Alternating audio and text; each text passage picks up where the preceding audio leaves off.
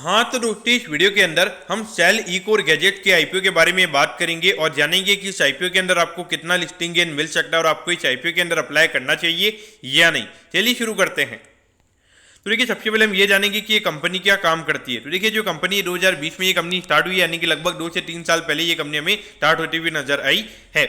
तो उसके अलावा अगर हम यहाँ पे कंपनी की अगर हम काम की अगर हम बात करेंगे तो देखिए, जो टीवी, मोबाइल फोन्स और उसके अलावा जो मोबाइल के जो एसेसरीज होते हैं, खास करके अगर आप देखोगे ईयरफोन्स हो गया, फिर ईयरबड्स हो गया, फिर जो चार्जर्स वगैरह होते हैं, एडेप्टर्स वगैरह होते हैं, तो वो ये कंपनी हमें सेल करती हुई नजर आती है। और उसे इंडिया में जितने भी रिटेल स्टोर्स होते हैं तो उन्हें डिस्ट्रीब्यूट करने का ये कंपनी हमें काम करती हुई नजर आती है। और इसके अलावा जो कंपनी के लिए कुछ ब्रांडिंग की अगर हम बात करते हैं, वो भी ये कंपनी हमें करती हुई नजर आती है। यानी कि कुछ अगर ब्रांड नेम लगाना हो या फिर उसके अलावा कुछ मार्केटिंग वगैरह करना हो, तो वो भी ये कंपनी हमें करती हुई नजर आती है। उसके अलावा अगर हम देखेंगे तो यहाँ पे अगर हम कंपनी के टीवी के अंदर अगर हम देखेंगे तो लगभग 35 कंपनी के एसकेयूज हमें यहाँ पे टेलीविजन में यहाँ पे नजर आते हैं। साउंड सिस्टम के हमें यहाँ पे 15 एसकेयूज कंपनी के नजर आते हैं। उसके अलावा लगभग मोबाइल फोन्स में लगभग 70 एसकेयूज हमें यहाँ पे कंपनी के नजर आते हैं। यानी कि इतने टाइप के कंपनी के पास मोबाइल फोन्स हमें इनके प्रोडक्ट पोर्टफोलियो में नजर आते हैं। अब अगर हम कंपनी के सर्विस सेंटर्स की अगर हम बात करेंगे तो 1200 से भी ज़्यादा सर्विस सेंटर्स हमें यहाँ पे कंपनी के नजर आते हैं। 800 से भी ज़्यादा कंपनी के डिस्ट्रीब्यूटर्स और उसके अलावा लगभग जो कंपनी के प्रोडक्ट्स है लगभग 24,000 हमें यहाँ पे रिटेल स्टोर्स के हमें यहाँ पे कंपनी के प्रोडक्ट जाते हुए नजर आते हैं। तो ऑल ओवर देखा जाए तो यहाँ पे कंपनी का अगर हम बिजनेस मॉडल अगर हम देखेंगे तो अच्छे खासा प्रेजेंस हमें यहाँ पे कंपनी का नजर आता है। लेकिन एक चीज़ मुझे यहाँ पे दिक्कत ये नजर आती है, क्योंकि अगर आप देखोगे जितने बड़ी बड़ी यहाँ पे कंपनीज आ रही है, रिलायंस रिटेल हो गया, फिर विजय सेल्स करके जो कंपनी है, फिर अभी आप देखोगे कि इलेक्ट्रॉनिक मार्ट करके हमें आईपीओ आता हुआ नजर आया था। तो देखिए, जो बड़ी बड़ी कंपनीज है तो ये सीधा मेरे ख्याल से जो कंपनीज होती है उनसे ये प्रोडक्ट खरीदने का काम करती है। और अगर हम इनके प्राइसेस की अगर हम बात करेंगे, जो हमारे आसपास के जो रिटेल स्टोर्स होते हैं उनके कंपेरिजन में काफी लो प्राइसेस पे हमें यानी कि उनके कंपेरिजन में लगभग 5 से 10% डिस्काउंट पे हमें वहाँ पे प्रोडक्ट मिल जाता है। तो कहीं ना कहीं अगर आप देखोगे तो ये जो सेल ई-कोर गैजेट जैसी जो कंपनीज हैं तो डायरेक्ट हमें रिटेल स्टोर पे जो हमें डिस्ट्रीब्यूट करती हुई नजर आती है। तो यहाँ पे कहीं ना कहीं अगर आप देखोगे तो बीच में इनका मार्जिन रहता है और उसके बाद में जो रिटेलर होता है उसके पास में इतना मार्जिन बचता नहीं है। तो कहीं ना कहीं अगर आप देखोगे तो यहाँ पे रिटेल स्टोर्स में भी इतना अगर आप देखोगे इतनी सेल्स हमें ग्रोथ हुई नजर नहीं आ रही। तो अगर रिटेल स्टोर की अगर हमें सेल्स ग्रोथ हुई नजर नहीं आएगी तो ये कंपनी की भी हमें हो सकता है कि हमें सेल्स कहीं ना कहीं ग्रोथ हुई नजर नहीं आए। तो कहीं ना कहीं अगर आप देखोगे यहाँ पे जो बड़े प्लेयर्स है तो उनके पास में जब इतना ज्यादा क्वांटिटी में वो सीधा कंपनी से प्रोडक्ट को खरीदते हैं तो वहाँ पे कोई भी बीच में अगर आप देखोगे तो कोई बीच में दलाल नहीं होता है। यानी कि पहले होलसेलर होता है, रिटेलर होता है, तो वैसी चीजें वहाँ पे नहीं होती, सीधा वहाँ पे कंपनी से डील होती है और इसीलिए वहाँ पे उनको कम प्राइस में प्रोडक्ट मिल जाता है।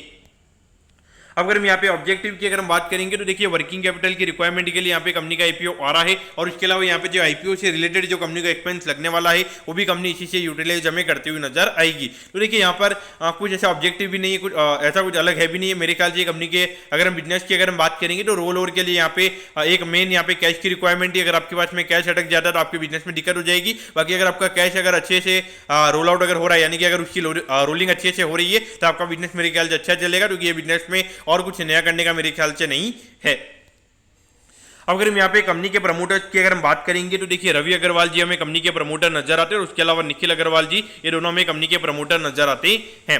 अब अगर हम रेवेन्यू की अगर हम बात करेंगे तो देखिए, यहाँ पे लगभग 121 करोड़ के लगभग कंपनी का रेवेन्यू का नंबर था और उसके बाद में अगर हम देखेंगे 264 करोड़ के लगभग ये नंबर नजर आता है। यानी कि लगभग डबल ये कंपनी का रेवेन्यू का नंबर हमें होता हुआ नजर आया है। लेकिन अगर हम प्रॉफिटेबिलिटी की बात करेंगे तो यहाँ पे 2 करोड़ के लगभग ये नंबर था और उसके बाद अगर हम देखेंगे लगभग 8 करोड़ के लगभग का नेट प्रॉफिट का नंबर हमें यहाँ पे नजर आता है। यहाँ पर एक चीज अगर आप देखोगे, हार्डली 3 से 3.5% की लगभग का नेट प्रॉफिट मार्जिन हमें यहाँ पे नजर आता है। यानी कि कहीं ना कहीं अगर आप देखोगे जो नॉर्मली अगर हम देखते हैं कि जो ट्रेडिंग वाला बिजनेस होता है तो वही हमें यहाँ पे ये कंपनी का मार्जिन उतने ही हमें यहाँ पे नजर आता है। तो देखिए, आपको लगेगा कि जैसे यहाँ पे जो ऑपरेटिंग लेवरेज कंपनी के लिए क्या प्ले आउट करेगा, तो मुझे लगता है कि यहाँ पे मैक्स टू मैक्स अगर हम देखेंगे तो 5% की लगभग ये नेट प्रॉफिट का मार्जिन कंपनी का रहेगा। यानी कि अगर ये कंपनी 1000 करोड़ का रेवेन्यू भी अगर ये कंपनी कर लेती है तो मेरे ख्याल से 50 करोड़ से ज्यादा का नेट प्रॉफिट ये कंपनी हमें कमाती हुई नजर नहीं आएगी। लेकिन देखिए, यहाँ पर हम ग्रोथ वाइज अगर हम बात करेंगे, यहाँ पे जिस लेवल पे कंपनी का रेवेन्यू है तो वहां पे फिर भी हमें थोड़ी और अच्छी खासी हमें ग्रोथ होती हुई नजर आएगी। अब अगर हम यहाँ पे आईपीओ की डिटेल्स के बारे में अगर हम बात करेंगे तो अगले हफ्ते जो 15 तारीख के दिन आईपीओ में ओपन होता हुआ नजर आएगा और 20 तारीख को ये आईपीओ में क्लोज होता हुआ नजर आएगा। यहाँ पे 92 रुपीज पर शेयर पे कंपनी हमें शेयर देती हुई नजर आ रही है। 1200 शेयर्स का हमें यहाँ पे लॉट नजर आता है, यानी कि एक लॉट को अप्लाई करने के लिए आई थिंक अराउंड 1,10,000 से 1,11,000 रुपये आपको यहाँ पे लगने वाले हैं। अगर हम इशू शेयर की अगर हम बात करेंगे तो 50 करोड़ 77 लाख रुपीज के लगभग आईपीओ में यहाँ पे नजर आता है। अराउंड 35% के लगभग का रिटेल कोटा, यानी कि लगभग 17 से 18 करोड़ के लगभग का रिटेल कोटा में यहाँ पे कंपनी कंपनी का नजर आता है। और ये जो कंपनी, ये कंपनी हमें एनएससी के एसएमई प्लेटफॉर्म पे ये कंपनी हमें लिस्ट होती हुई नजर आएगी। अब अगर हम टाइम टेबल के बारे में अगर हम बात करेंगे तो देखिए 25 तारीख को आपको पता चल जाएगा कि आपको अलॉटमेंट मिला है या नहीं। अलॉटमेंट नहीं मिलता है 26 तारीख को आपको रिफंड मिल जाएगा। 27 तारीख को आपके डीमेट अकाउंट में शेयर आ जाएंगे अगर आपको अलॉटमेंट मिलता है। और 28 तारीख को ये कंपनी हमें लिस्ट होती हुई नजर आएगी।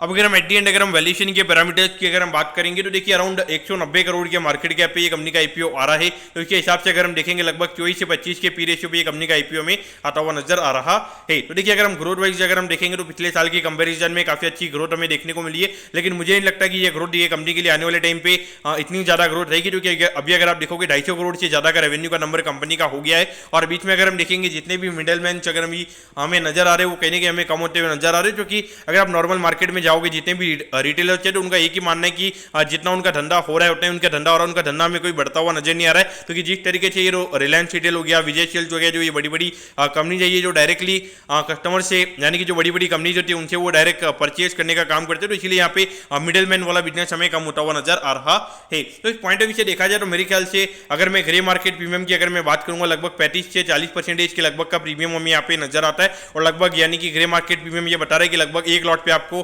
35 से 40 हजार रुपए का मुनाफा आपको यहाँ पे लिस्टिंग पे हो सकता है। तो मेरे ख्याल से लिस्टिंग इनके लिए अगर आपको अप्लाई करना है तो मेरे ख्याल से आप अप्लाई कर सकते हो, लेकिन लॉन्ग टर्म पॉइंट से मेरे ख्याल से ऐसी कंपनियों में नहीं फंसना चाहिए। अगर लिस्टिंग अगर लगभग 40% के लगभग अगर ये कंपनी में लिस्ट होती हुई नजर आती है यानी कि मार्केट कैप सीधा 280 करोड़ के लगभग हो जाएगा, तो मेरे ख्याल से वहां पर आपको पैसे लेके निकल जाना चाहिए। क्योंकि अभी जिस तरीके से नंबर ऑफ आईपीओ आ रहे हैं तो वहाँ पे कहने की ऐसा लगता है कि थोड़ी सी हमें एसएमई आईपीओ में मंदी आती हुई नजर आ सकती है। तो कहने की आपने थोड़ा कॉशियस रहना चाहिए। अगर आपकी कैपिटल कम है, अगर आपकी 1 करोड़ से नीचे की कैपिटल है और आपका ज्यादा पैसा अगर एसएमई कंपनीज में अगर आपका लगा हुआ है तो मेरे ख्याल से आपने यहाँ पे थोड़ा सा धीरे धीरे करके अगर जहाँ भी वैल्यूएशन थोड़े हार्ड है या फिर थोड़े आपको फंडामेंटल्स में इशूज नजर आते हैं तो वहाँ पर आपको थोड़ी कंपनीज खाली करनी चाहिए। मेरे ख्याल से यहाँ पे लिस्टिंग के लिए अप्लाई कीजिए। बाकी लॉन्ग टर्म पॉइंट से मुझे यहाँ पे कोई फंडामेंटल इतना अच्छे नजर नहीं आते हैं। तो दोस्तों मैं अब कहता हूँ कि सेल ई-कोर गैजेट के आईपीओ के बारे में आपको सब कुछ समझ में आ गया होगा। अगर आपकी कोई भी क्वेरीज है आप कमेंट कीजिए, मैं जरूर आपके कमेंट पर रिप्लाई करूंगा।